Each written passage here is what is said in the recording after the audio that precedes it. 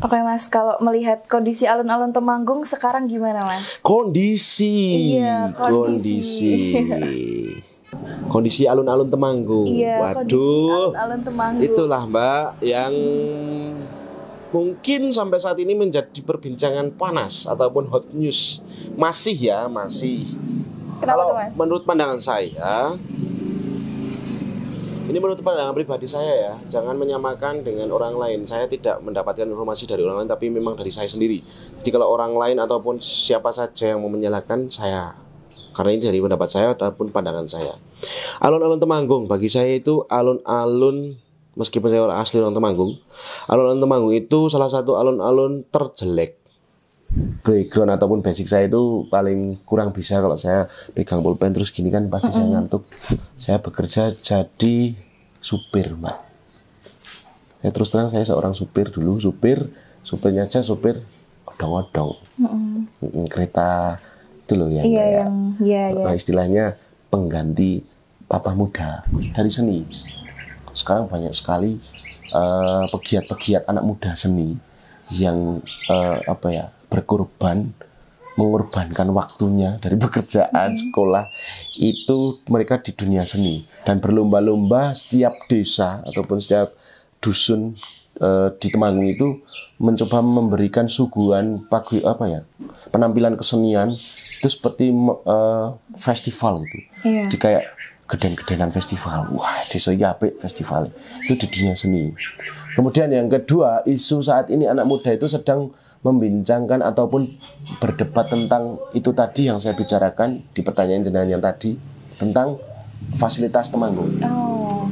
Dari jalan raya itu paling penting anak muda sekarang, penerangan. Kemudian halo teman-teman Suara Merdeka. Jadi di sini bersama dengan saya Alia dan narasumber kita Mas Fajar. Halo Mas Fajar, bisa say hi dulu ya. Oke, jadi Mas Fajar ini adalah seorang pria asal Temanggung yang menggeluti dunia content creator. Nah, kali ini kita akan membahas tentang Temanggung di mata content creator. Penasaran kan gimana? Yuk langsung aja, tentunya hanya di Podcast Bisa. Aku ora tau payu-payu.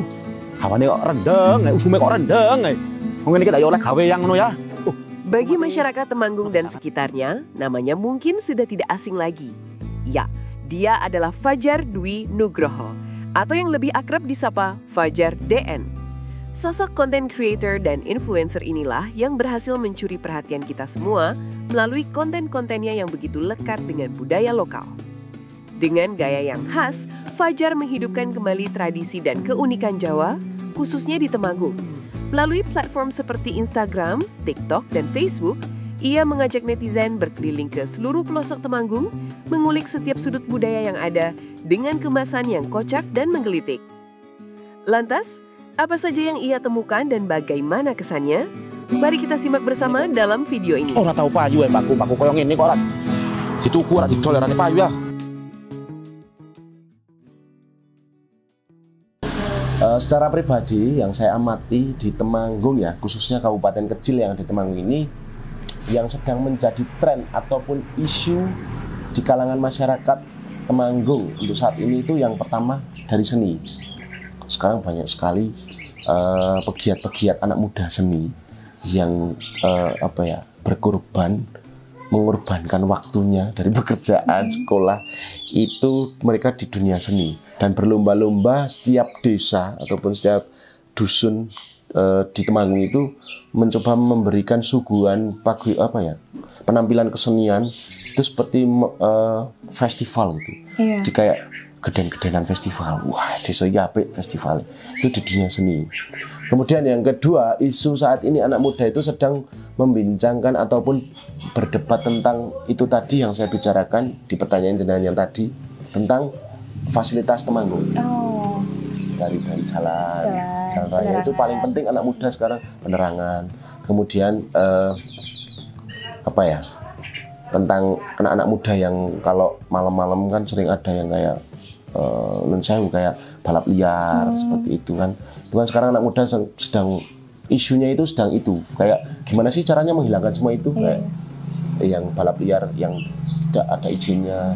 Gimana sih caranya kita biar pemerintah memperhatikan penerangan jalan biar meminimalisir angka kecelakaan. Gimana sih caranya jalan-jalan berlubang itu biar normal seperti jalan-jalan di desa yang lainnya. Nah, perdebatan seperti itu, apalagi yang Temanggung, Nunseu bagian utara, selatan, timur, barat, Nunseu pelosok gitu, mereka berharap pemerintah itu melirik ke sana, jangan di pusat kota. Nah, perbincangan anak muda yang kedua itu, tapi yang utama masih di dunia seni. Nah, kebetulan saya juga mengulik dari seni itu, saya berinisiatif 1 minggu lalu membuat salah satu sanggar untuk anak-anak muda menyalurkan bakat-bakatnya, kreativitasnya melalui seni. Di saya, orang Candiroto, orang Jepara, itu dalam satu wadah kita namakan Sanggar Seni Sekar Jagat Lestari. Itu dari kita bertiga, jadi kita menyerap anak-anak muda seperti itu. Sekar Jagat Lestari sendiri itu diambil dari apa, Mas? Namanya? Sekar Jagat Lestari itu sebenarnya di bawah naungan satu wadah oleh SJM Group yang ada di Jepara. Dan itu kita bentuk yang namanya SJL Sekar Jagat Lestari karena memang kita untuk penari khususnya awal ini kan FOMO-nya sekarang kan seninya cewek semua. Saya ambil yang cewek-cewek yang untuk nari. Dan untuk yang laki-laki kita taruh di bagian pengerawitnya, penampilannya, dan juga di vokal, pengalih vokalnya. Kreativitas cowok-cowok kita tuangkan di peralatannya. Yang ceweknya kita ambil di penarinya. Makanya kita ambil nama Sekar Jagat Lestari. Sekar itu artinya bunga, jagat itu dunia, dunyo. Lestari itu tetap lestari, tetap tumbuh gitu loh. Di salah satu bunga yang selalu tetap akan mekar. Terus nanti di situ jenis tariannya itu ada apa aja, Mas? Kalau yang untuk sekarang yang sedang fokus itu kita kan di Temanggung yang sedang ngetren banget dan sedang digandrungi warga masyarakat Temanggung itu kan tari warok. Iya, warokan gitu. Dulu kan ada kuda lumping idagep, identitas Temanggung, ada masal, ada banyak lah. Nah, kita sedang menggeluti di warok putrinya. Nanti akan ada banyak karena sebuah sanggar saya ini, teman-teman saya ini kayak manajemen, nanti ada campur sari juga yang suka musik kita tampung semua, kemudian ada topeng ireng yang dari Magelang misalnya kita tampung semua, belajar bareng, ada gurunya juga, ada pengajar tarinya juga, seperti itu, Mbak. Lalu kalau misalnya untuk masanya itu mulai dari umur berapa, Mas yang ikut ke sanggar? Kita merekrut ataupun membuka pendaftaran sanggar seperti itu dari mulai umur 15 tahun 15 tahun sampai 29 ya, 30 lah. Tapi kebanyakan sampai umur 24 ya. Okay. Nah lalu Mas, kalau misalnya hambatannya selama ngonten itu apa aja, Mas? Hambatannya waktu ngonten satu, cuaca. Ya. Cuaca itu mempengaruhi pengambilan angle. Karena kalau di saat cuaca itu mendung, kayak sekarang kan cerah, mendung di kamera kurang bagus, kurang highlight. Kemudian kalau hujan sama, berisik. Kemudian dari segi angle juga kurang. Kalau panas seperti ini juga kita pengambilan cahaya pun juga terlalu tajam banget. Iya, benar. Di HP juga nggak bagus. Nah, kendalanya di situ sama mungkin di apa ya? Kalau saya itu kendalanya cuma di situ saja sih. Kalau masalah waktu mungkin bisa, tergantung diri kita sendiri aja. Kalau kita niat pengen konten, ya udah jam sekian berangkat. Kendalanya saya di cuaca saja. Lalu cara menanggulanginya gimana, Mas? Kalau lagi cuaca kurang mendukung, biasanya kita tunggu dulu dari 1 jam sampai 2 jam, mungkin 3 jam. Kalau memang masih seperti itu, kita ganti opsi. Kita pindah ke opsi nyari hari yang lain gitu. Kita lihat sikon, kalau besok kok cuaca bagus kita langsung gas. Seperti itu. Kita coba untuk memanfaatkan waktu. Jangan sampai waktu itu memanfaatkan kita. Gitu. Lalu Mas, kalau misalnya Mas Fajar ini melihat potensi dan tantangan dari sektor wisata di Temanggung itu seperti apa? Potensinya? Potensi dan tantangannya? Potensinya itu kalau di Temanggung, bagi saya pribadi, mulai awal konten tentang wisata itu sebenarnya potensi wisata Temanggung itu banyak sekali, Mbak. Benar, banyak sekali, Mbak. Tapi mungkin kurang terekspos gitu ya? Iya. Nah, dari saya seperti menyampaikan lewat video dengan dipadukan branding saya seperti ini. Saya pengen mengenalkan loh, Temanggung tuh ini loh, kabupaten kecil yang penghasil tembakau terbaik. Nggak hanya dari tembakau, kopi pun terbaik, tetapi di samping itu masih ada potensi wisata-wisata yang dikenal dengan wisata-wisata alam. Temanggung itu banyak sekali, dari mulai embung, dari mulai wisata alam yang ada di pegunungan, terus mulai dari pemandian mata air, itu banyak sekali Mbak. Nah, potensi-potensi itu yang perlu dikembangkan ataupun perlu adanya kerjasama yang baik antara pemerintah dan juga BUMDes tempat. Seperti itu. Contoh kecil di tempat wisata yang pernah saya kunjungi, yang bagi saya itu terbengkalai Pak, tanpa adanya perawatan khusus dari warga sekitar.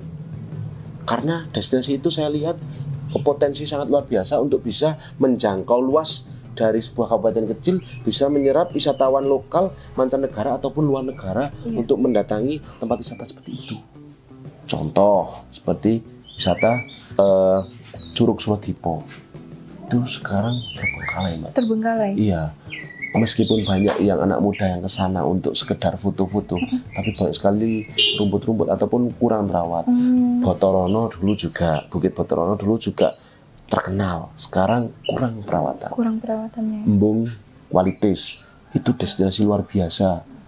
Itu banyak sekali yang mungkin kurang terekspos. Nah, dari situ saya harapannya itu ke depannya tidak hanya kita itu wisata-wisata yang baru-baru ini menonjol ataupun yang menonjol saja, yang terbengkalai ataupun yang kurang diperhatikan pun bisa kita kita kembangkan ataupun kita besarkan gitu. Seperti halnya tentang untuk kerjasama antara BUMDes dan juga pemerintah. Karena saya tanya di pengelola itu yang terbengkalai itu, Mas, ini kok nggak dirawat, kenapa Mas? Kan bagus ini. Nah ini Mas, ini tuh BUMDesnya gini, terus antara pemuda gini-gini itu kurang. Padahal kalau saya pribadi itu melihat dari potensi seperti itu tuh bisa membuka lapangan kerja. Iya, betul sekali. Bisa menciptakan sebuah lapangan pekerjaan dan juga UMKM buat masyarakat sekitar wisata gitu. Jadi tantangannya seperti itu. Tantangannya bagaimana cara untuk menghidupkan kembali wisata-wisata yang mungkin kurang terekspos. Dengan apa Mas? Dengan cara yaitu tadi sosial media yang pertama. Kita harus bisa kreatif. Yang kedua, kerjasama antara pemuda setempat, warga, BUMDes, juga pemerintah itu harus melirik gitu. Seperti itu Mbak. Kalau dari segi kulinernya Mas, potensi dan tantangannya. Potensi dari segi kuliner di Temanggung itu luar biasa loh sebenarnya. Banyak sekali, apalagi makanan ataupun kuliner makanan khas Temanggung itu kalau kita diekspos ataupun diulik kembali klasik-klasik Temanggung itu, apalagi khasnya itu empis-empis tempe, bajingan. Tahu bajingan? Itu memang umpatannya. Bajingan itu sebenarnya makanan cemilan khas Temanggung. Itu banyak sekali Mbak Temanggung potensi. Kemudian kalau saya lihat sejauh ini banyak sekali tercipta kuliner-kuliner yang unik. Kayak seblak apa, kemudian sayur ini campur ini, kemudian makanan bakso, namanya bakso lava, bakso kuah apa gitu kan. Kuliner di Temanggung itu sebenarnya potensinya banyak sekali Pak. Kalau jenengan ngulik dari Temanggung Utara sampai Selatan itu masalah kuliner potensinya banyak sekali. Dan itu kalau kita bisa kreatif lagi, bisa juga menciptakan itu tadi UMKM ataupun lapangan pekerjaan gitu. Kemudian tantangannya untuk kuliner, sebenarnya kalau di kuliner itu kalian harus bisa benar-benar tekun ya. Kalau kita bisa tekun mempelajari tentang kuliner, terus cara kita memperkenalkan kuliner itu ke masyarakat Temanggung, syukur-syukur sampai ke mancanegara, itu malah bisa menjadi sebuah ikon Temanggung yang baru. Oh iki loh, iki kok tahu dari mana? Inilah aku lihat kontennya ini. Nah dari tadi itu kembali lagi kita harus bisa kreatif di sosial media. Lalu kalau menurut Mas Fajar sendiri, kolaborasi apa yang perlu dilakukan antara Pemda dengan masyarakat? Kolaborasi tentang apa dulu nih? Kolaborasinya di bidang apa? Tentang yang tadi, wisata, seni, semua. atau iya semuanya. Kalau bagi saya sebenarnya tidak perlu kolaborasi. Cukup Pemdes ataupun pemerintah daerah itu melirik ataupun memperhatikan. Oh, saya melihat kalangan anak muda Gen Z. Gimana sih ini konsumsinya anak-anak Gen Z? Konsumsinya seperti apa sih? Yang bisa dikonsumsi kita itu seperti apa? Gitu loh. Nah, jadi pemerintah harus memperhatikan seperti itu. Kan mungkin duluan pemerintah ataupun Pemdes kan terlalu formal. Iya. Anak muda pun mau mendekat aja sungkan. Oh iya Pak. Nah, bagaimana caranya kita harus menghilangkan seperti itu? Ayo kita kan harus namanya Pemdes, pemerintah kan kita harus bukan, kita bagaimana caranya mengambil hati masyarakat Temanggung, gerap ya, apa sih yang dikonsumsi masyarakat Temanggung, kita ambil, kita terima suara mereka, kita jadi satu, kita jadi mereka, bukan kita di atas mereka, kita yang menjadi mereka. Oh konsumsinya kayak jaranan, oh konsumsinya kita lagi seneng jogging, ya kita ikuti aja gensi-gensi mereka. Seperti itu, insya Allah mungkin kalau kolaborasi seperti itu, permintaan ataupun suara-suara mereka didengar, pasti potensi wisata, pertanian, kesenian, semuanya dari jalan itu insya Allah akan maju tegak lurus bareng-bareng sama Pemda seperti itu. Oke Mas, kalau melihat kondisi alun-alun Temanggung sekarang gimana Mas? Kondisi. Kondisi alun-alun Temanggung. Iya, waduh, alun-alun Temanggung. Itulah Mbak yang mungkin sampai saat ini menjadi perbincangan panas ataupun hot news. Masih. Kenapa Kalau tuh, Mas? menurut pandangan saya, ini menurut pandangan pribadi saya ya, jangan menyamakan dengan orang lain. Saya tidak mendapatkan informasi dari orang lain, tapi memang dari saya sendiri. Jadi kalau orang lain ataupun siapa saja yang mau menyalahkan saya, karena ini dari pendapat saya ataupun pandangan saya. Alun-alun Temanggung bagi saya itu alun-alun, meskipun saya orang asli orang Temanggung, alun-alun Temanggung itu salah satu alun-alun terjelek. Kenapa saya bilang seperti itu? Karena saya sudah mengeksplor alun-alun selain Temanggung. Nggak usah jauh-jauh Mbak, tetangga kita punya jenengan Magelang. Setiap hari alun-alun Magelang itu selalu ramai. Karena memang yang namanya alun-alun Temanggung ataupun alun-alun itu adalah salah satu tempat titik berkumpulnya seluruh warga yang ada di sekitaran alun-alun ataupun di sebuah kabupaten. Jadi kumpulnya titiknya itu di alun-alun. Nah, alun-alun di selain Temanggung kan kayak Magelang ramai. Ada jualan, ada kuliner, ada tempat bermain, ada yang buat istilahnya wisata kecil buat keluarga, bisa buat nongki, bisa buat melepas lelah kita selama bekerja, bertemu dengan temen. Pokoknya kita itu di alun-alun tuh terbuka lah. Namanya juga alun-alun, tempatnya terbuka. Tapi kalau Temanggung bagi saya jelek. Kenapa saya bisa bilang jelek? Satu, dari posisi. Kita mau ngomongkan di posisi bangunan yang nun sewu, berita ataupun ucapan ini tuh sudah menyebar sampai keluar Jawa Tengah. Coba dong itu ke Temanggung, ada waktu aku lewat mau muncak mau kemana yang dari Jakarta yang ini itu alun-alun, saya kira ini tuh Benteng Takeshi. Orang lain loh bisa bilang seperti itu. Saya pun juga melihatnya kayak memang kayak Benteng Takeshi, tinggi dengan pohon rindang, itu bagus sebenarnya. Tetapi di dalamnya itu apa? Cuma debu sama angin, nggak ada aktivitas apa-apa di dalam. Saya sempat berpikir, ini 5 tahun ke depan anak cucu kita pasti taunya ini kuburan massal. Calon-calon untuk kuburan massal warga Temanggung. Nek sudah kehabisan lahan kuburan di setiap kelurahan, larinya di alun-alun Mbak, itu bisa itu dibuat kotak-kotak buat kuburan massal itu. Dan kemudian kedua, fasilitas. Sebenarnya kalau dirawat itu lebih bagus lagi itu fasilitas alun-alun Temanggung itu. Kemudian dari nun sewu, fasilitas yang tercemar oleh vandalisme.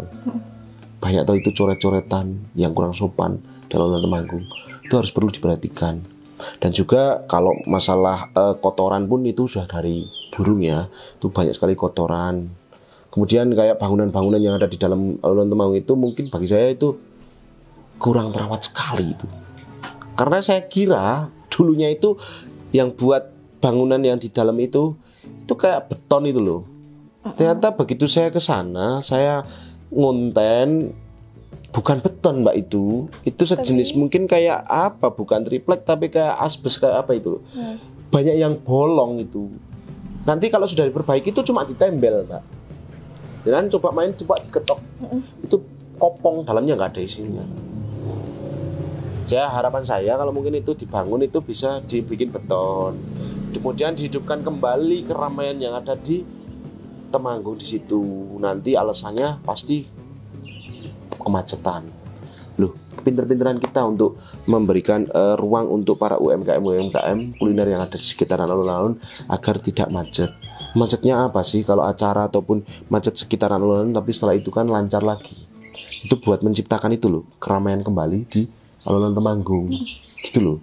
Jadi saya harapannya itu kalau untuk alun-alun Temanggung, kalau sebisa saya tidak perlulah. Kalau mau dibongkar mungkin membutuhkan anggaran yang sangat besar dan waktu yang tidak cukup sedikit, membutuhkan waktu yang lama. Bagi saya mungkin untuk penempatannya saja itu diperbaiki. Apa yang perlu diperbaiki tidak perlu dibongkar. Apalagi betul sekali.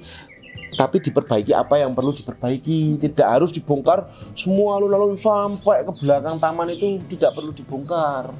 Itu harus memanfaatkan anggaran yang tersedia dan menciptakan sebuah alun-alun yang benar-benar oh iki loh alun-alun Temanggung, oh iki loh rame, kemudian ada air mancur. Jarang toh, hanya awalannya aja itu nggak ada, jarang yang hidup. Kemudian anggaran yang sisanya untuk memperbaiki bisa untuk memperbaiki dari penerangan jalan. Kemudian akses jalan yang ada di desa-desa yang bukan di sekitaran Temanggung, tapi di yang kita lihat yang di pelosok-pelosok, kita harus memperhatikan seperti itu. Berlubang.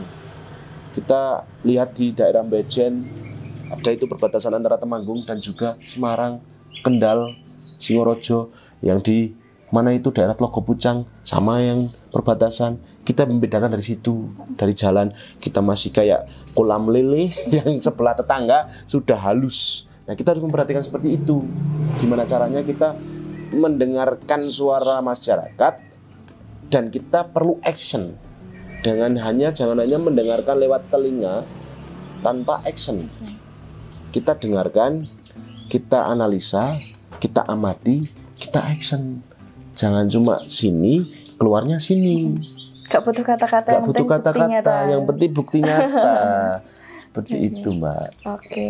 Oke Mas, kesan-pesannya Mas Fajar nih selaku konten kreator yang sudah menjelajahi Temanggung itu apa, dan bulan depan kan Temanggung ulang tahun Mas? Oh iya. Iya, tanggal 10 November yang ke 191 kalau nggak salah. Iya. Itu apa yang mau Mas Fajar sampaikan? Iya, pesan saya untuk yang pertama bagi warga Temanggung semuanya, kita teruslah berkarya. Jangan berhenti berkarya, teruslah tuangkan kreativitas kita, aspirasi kita terhadap seluruh warga Temanggung, dan untuk bisa membawa Temanggung bisa dikenal lebih jauh lagi ke mancanegara dengan cara kita sendiri, gitu loh.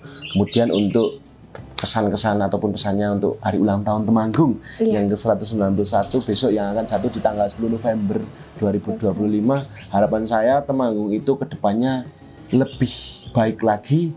Temanggung dari segi perekonomian, dari segi pertanian, dari segi masyarakatnya, kita jadi satu wadah di sebuah kabupaten kecil Temanggung bisa menjadi lebih baik lagi gitu.